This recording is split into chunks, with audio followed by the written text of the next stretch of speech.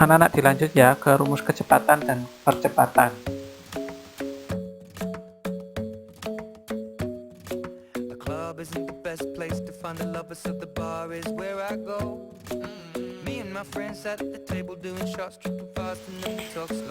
Yang pertama adalah rumus kecepatan. V sama dengan S per T. V-nya ini V kecil, kemudian S kecil, T-nya juga T kecil. V adalah kecepatan, satuannya meter per sekon. Kalau ada satuan kilometer per jam berarti harus diubah menjadi meter per sekon. S adalah jarak, satuannya meter. Kalau satuannya kilometer berarti harus diubah menjadi meter. Sedangkan T itu waktu, yang dipakai adalah detik. Kalau satuannya menit atau jam, maka harus diganti menjadi detik. Contoh soal yang pertama ya. Wahyu berjalan ke timur sejauh 80 meter. Kemudian kembali ke barat dengan jarak 50, memerlukan waktu 50 sekon. Berapa jarak perpindahan dan kelajuan Wahyu?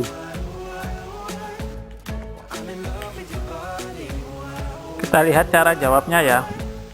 Jadi tadi Wahyu berjalan 80 meter ke A 80 meter, kemudian ke C 80 meter. Berarti kalau jaraknya totalnya berarti 130 meter. Tapi kalau perpindahan awalnya 80 meter, kemudian kembali 50 meter, sehingga perpindahannya selisihnya 30. Nah, menghitung kecepatan bagaimana? S per T, S yang dipakai jarak atau perpindahan? S yang dipakai adalah jarak, jaraknya 130, kemudian waktunya tadi 50 detik atau sekon, maka kalau dibagi 130 bagi 50 sama dengan 2,6 meter per sekon.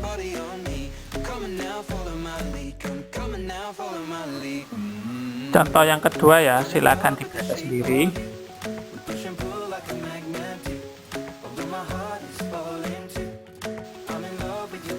Kita jawab sama-sama ya soal nomor 2. Karena mencari jarak, maka rumusnya S sama dengan T kali T.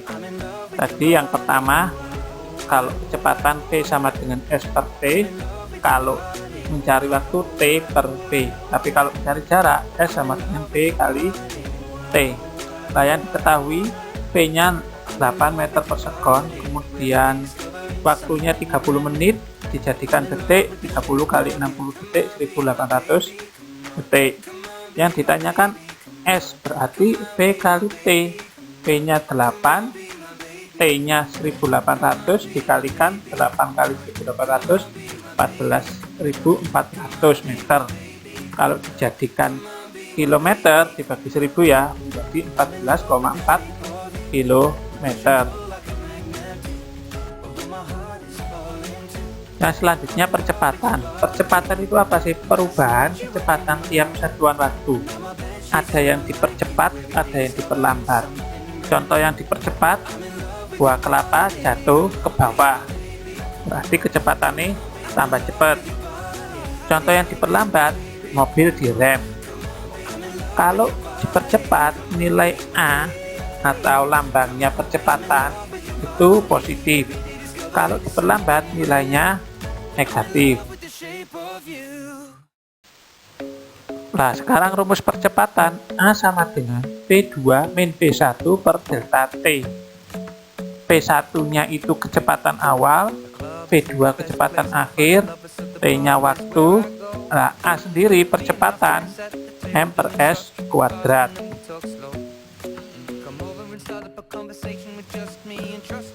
Kita lihat contoh yang pertama. Sebuah mobil mula-mula diam, kemudian dipercepat kecepatannya menjadi 72 km per jam selama 20 detik. Berapa percepatan mobil tersebut?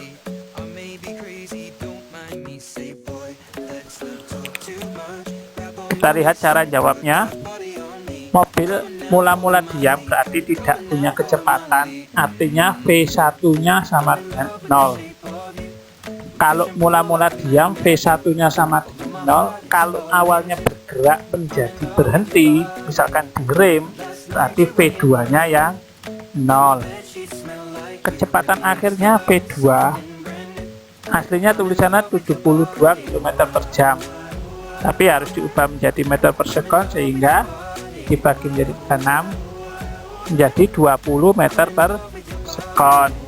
Kita lihat A sama dengan V2 min V1 dibagi delta T. V2 nya tadi 20, V1 atau awalnya 0 dimasukkan, kemudian T nya 20, berarti 20 dibagi 20 1,0 meter per sekon kuadrat. Paham nggih?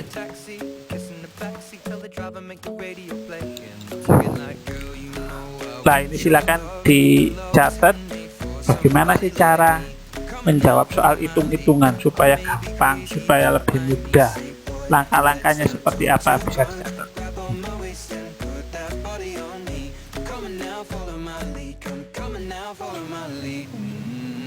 Anak-anak, demikianlah penjelasan perhitungan kecepatan dan percepatan. Monggo yang masih kurang jelas bisa ditanyakan.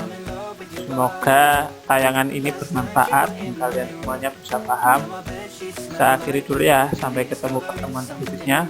Assalamualaikum warahmatullahi wabarakatuh.